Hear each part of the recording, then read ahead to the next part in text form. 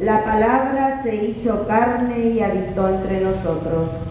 A todos los que la recibieron les dio el poder de llegar a ser hijos de Dios. Aleluya, aleluya, aleluya, aleluya, aleluya, aleluya. Que el Señor esté con ustedes. Evangelio de nuestro Señor Jesucristo según San Juan. Gloria a ti, Señor. Al principio existía la palabra, y la palabra estaba junto a Dios, y la palabra era Dios.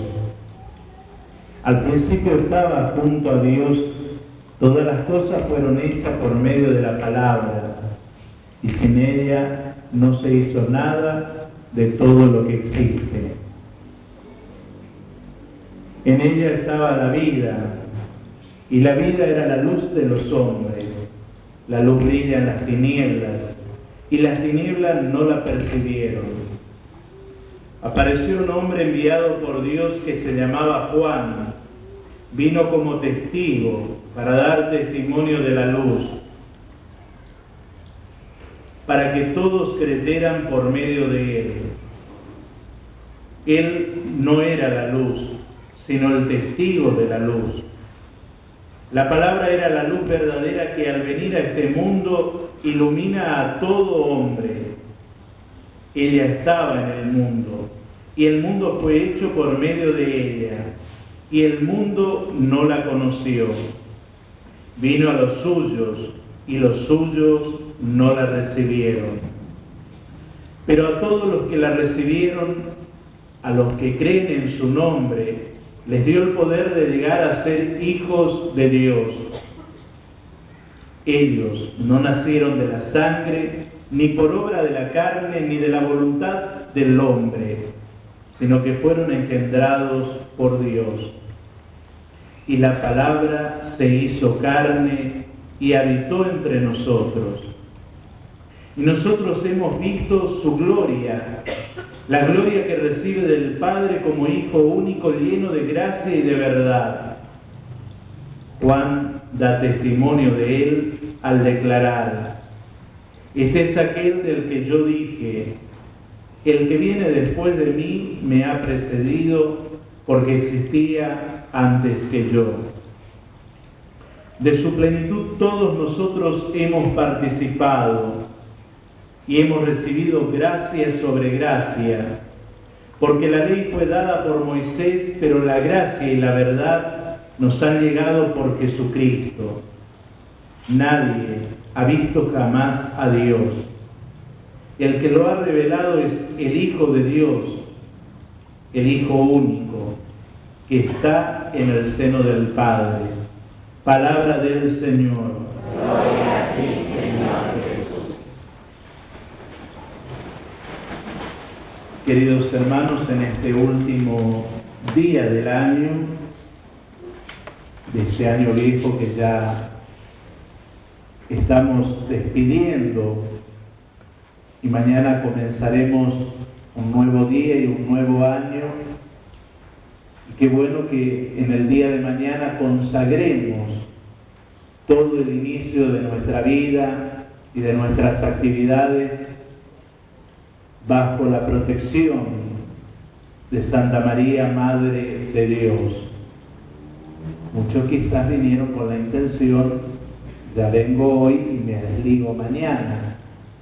Pero como sabrán, la liturgia nos permite celebrar la misa de la vigilia.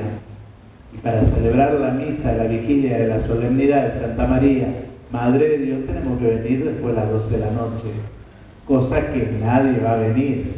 Y en lugar de amén van a responder con tu espíritu, así que bueno, sabiamente recemos la misa de la octava, y mañana, cuando estamos un poco despejados, a las 20, si cumplamos con el precepto de la solemnidad de Santa María, Madre de Dios.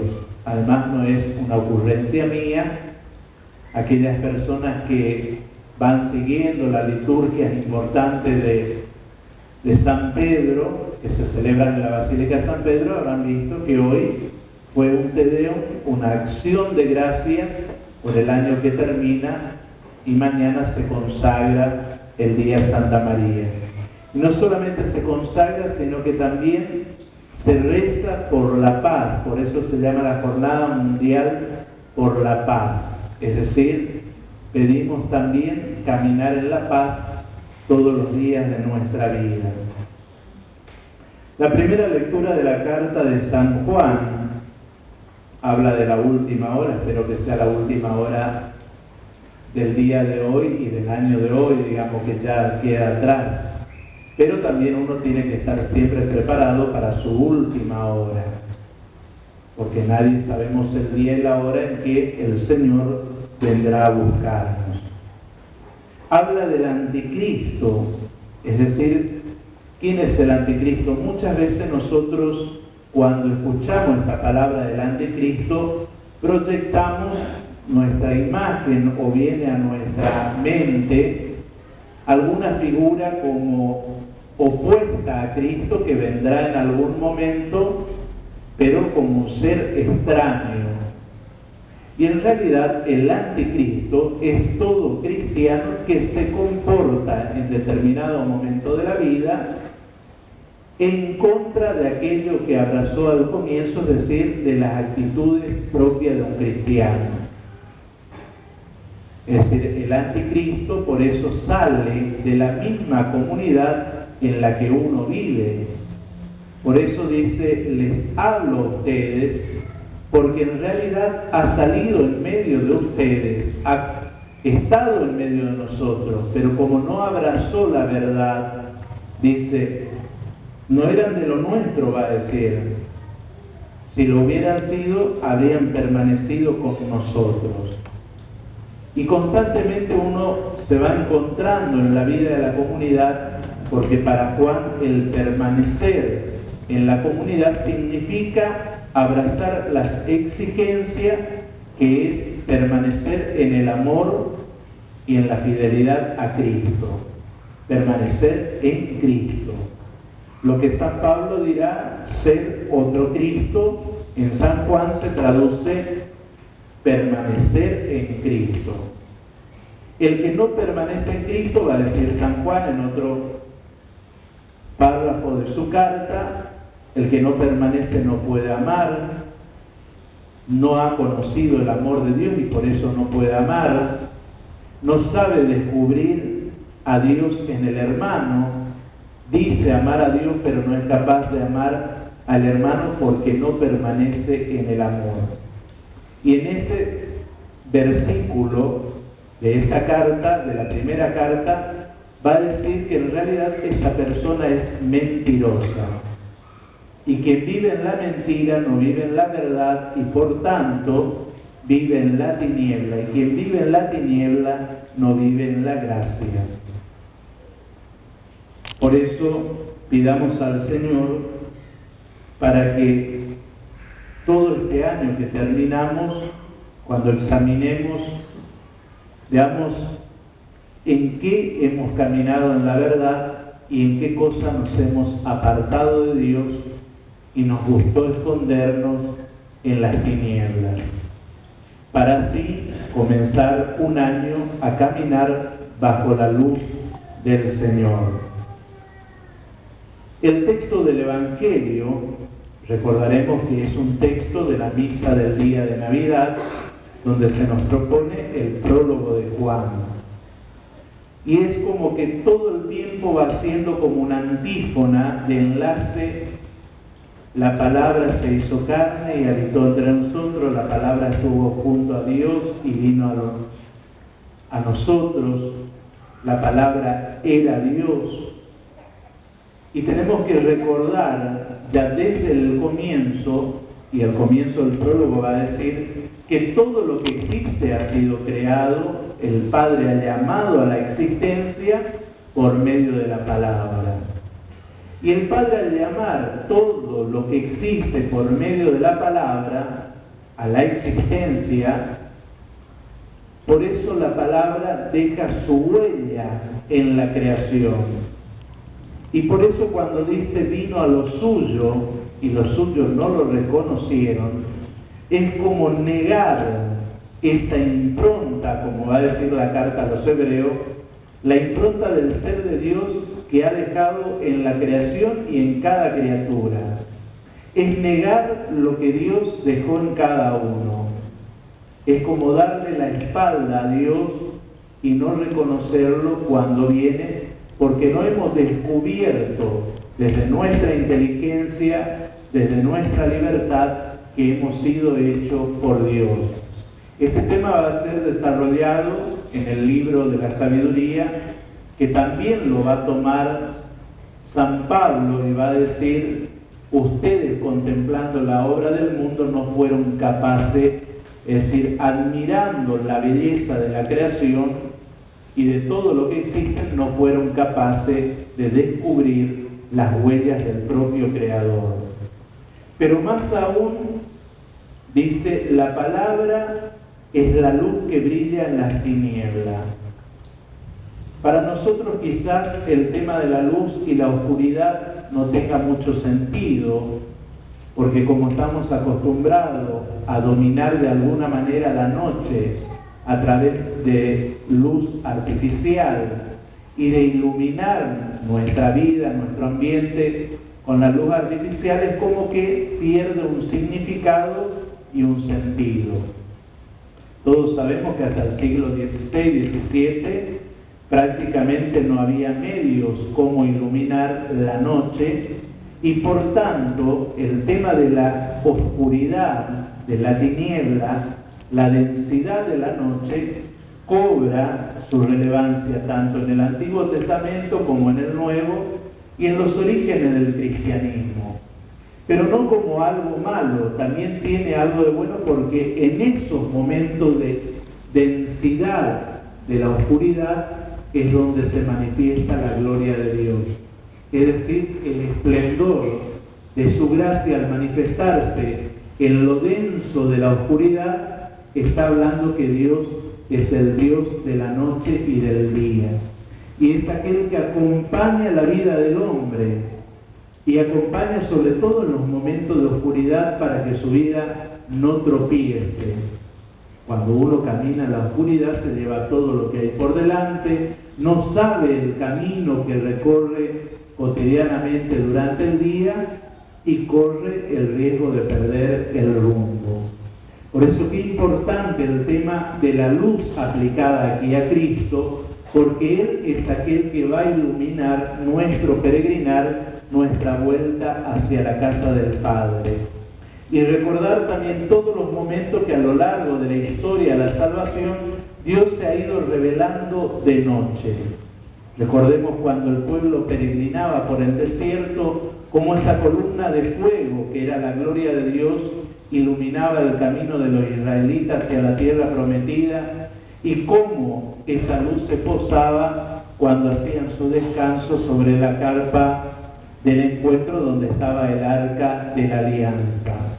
Hoy esa luz, esa gloria no necesita posarse sobre algo artificial, sino que es el mismo Verbo el que tiene la capacidad de transmitirlo y de darnos esa luz, es decir, Cristo hecho hombre. La palabra que se encarna y que pone su morada en medio de nosotros. Detrás de esta frase también está toda la teología del Antiguo Testamento, cuando veía al pueblo de Israel la carpa del encuentro donde estaba el arca de la alianza como la morada en la que Dios habitaba en medio de su pueblo. Por eso cuando entran en la tierra prometida y es construido el templo en época de Salomón e introducen el arca de la alianza en el Santo Santorum, es decir, el lugar más sagrado del templo, va a decir el autor sagrado que la gloria de Dios entró y permaneció allí. Todo ese simbolismo que aparece en el Antiguo Testamento, ahora la gloria de Dios ya no se posa en algo material, sino en aquel que asume nuestra naturaleza humana y desde ella nos comunica la gloria de Dios y la luz de Dios para que caminemos bajo su guía. Por otro lado, va a decir que todos nosotros no hemos nacido ni de la sangre, ni de la obra de la carne, ni de la voluntad del hombre, sino que fueron engendrados por Dios. Esto va a ser desarrollado después del diálogo de Jesús con Nicodemo, cuando le dice: para entrar en el reino de los cielos tendrás que nacer de lo alto. Nicodemo no va a entender porque es un diálogo que se da de noche, es decir, un diálogo donde el hombre no logra captar la revelación de Dios, y por eso, porque se aferra a sus tradiciones y a las cosas del pasado, va a decir: como yo, un hombre anciano, voy a volver a entrar al vientre de mi madre. Es decir, llega un punto donde el diálogo entre Jesús y Nicodemo están en dos niveles. Él le está hablando nacer de nuevo, es decir, nacer de Dios, nacer del Espíritu. Luego va a decir que hemos recibido la gracia, y como no hay palabra para traducir la abundancia y el desborde de la gracia de Dios, va a decir: todo hemos recibido gracia sobre gracia. Es decir, Dios en su encarnación ha querido comunicarnos lo más bello, lo más lindo, que es la gracia. Y la gracia no es otra cosa que venir al encuentro del hombre y decir: vengo a salvarte, vengo a redimirte, hoy asumo tu vida y tu historia porque la quiero devolver al Padre. Por eso hemos recibido gracia sobre gracia. Se entienden las palabras de Jesús en la cruz cuando dice: todo está cumplido, lo he puesto en tus manos. Es decir, toda la humanidad que la ha asumido en la encarnación y al hacerse hombre, la devuelve al Padre redimida y reconciliada. Por eso siempre el misterio de la Navidad tenemos que mirarlo a la luz del misterio pascual, y desde el misterio pascual mirar la encarnación de Dios, para no caer en un error de disociar lo humano de lo divino y lo divino de lo humano. En nuestra conducta y en nuestro comportamiento, nosotros muchas veces, ¿qué hacemos? Cuando se nos aprieta de que tenemos que vivir la caridad de Cristo, que tenemos que amar con el amor de Cristo, ¿qué es lo primero que te dicen? Pero Él era Dios, yo soy humano.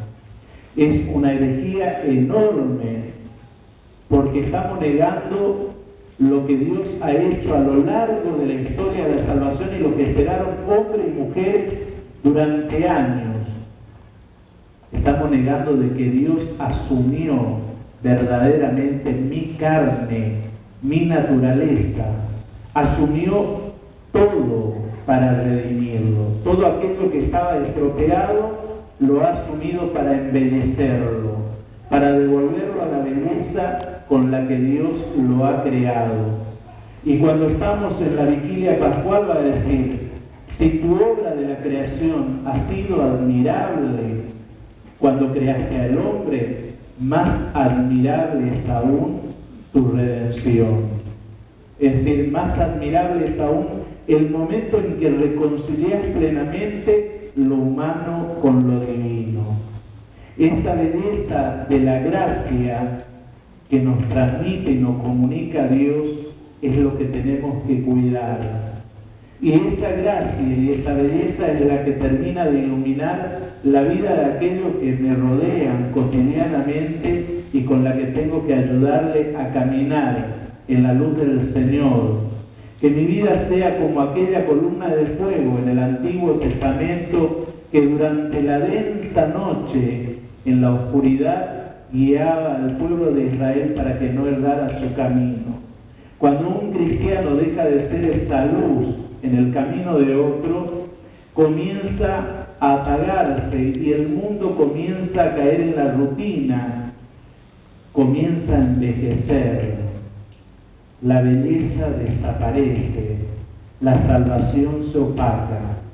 En cambio, recordemos lo que dice Lucas, cuando uno enciende una lámpara no es para esconderla debajo de un cajón o ponerla debajo de la mesada, sino para poner en lo alto para que ilumine a todos. Y va a decir, así debe ser la vida de ustedes en medio del mundo. Ojalá que a lo largo de este caminar, de este año, nuestra vida entre caídas y levantadas haya sido algo de luz para aquellos que nos rodean. Y proponernos de realmente ser esa luz de poder guiar. El mundo muchas veces busca otro tipo de luz. Está bien, en Buenos Aires y en muchos lugares el tema de los cortes y el fastidio, pero todo lo que se padece y lo que padecemos también es de alguna manera porque no solo estropeamos la belleza de nuestra propia vida, de lo que Dios ha hecho y creado en nosotros, sino que estropeamos la propia obra de Dios, que es el mundo, la creación, que es el hogar que Dios nos dio para que lo habitemos y lo poblemos. También significa tomar conciencia de que debemos cuidar, porque es la casa de todos, es el único lugar donde Dios nos regaló para que vivamos. Muchos gastan plata porque si en Marte hay vida, si en la Luna, en otro lado. Cuidemos lo que Dios nos ha dado, porque aquí es donde hay vida. No busquemos gastar para buscar donde no hay, y a veces nosotros buscamos la vida donde no está. Solo en Cristo está la vida plena, solo en Él encontramos la felicidad, y desde Él cuidamos nuestra vida, la vida del que está al lado mío, y este gran hogar que es la creación en la que Dios nos puso justamente para que cuidemos y en la que ha dejado su huella, como dice el mismo prólogo de San Juan. Todo ha sido creado y todo existe gracias a la palabra. Por eso, que sea un año en el que recemos y digamos que el cielo se alegre y que exulte la tierra, porque nuestro Redentor vino a lo suyo y los suyos le recibieron. Que nuestra actitud no sea la que describe en el prólogo diciendo vino a lo suyo y los suyos no lo reconocieron. Por eso cantemos al Señor un canto nuevo, porque nos ha dado la gracia de vivir un año más, de poder aportar algo a la humanidad y consagrar un nuevo año y que seamos mucho mejor de lo que hemos venido siendo.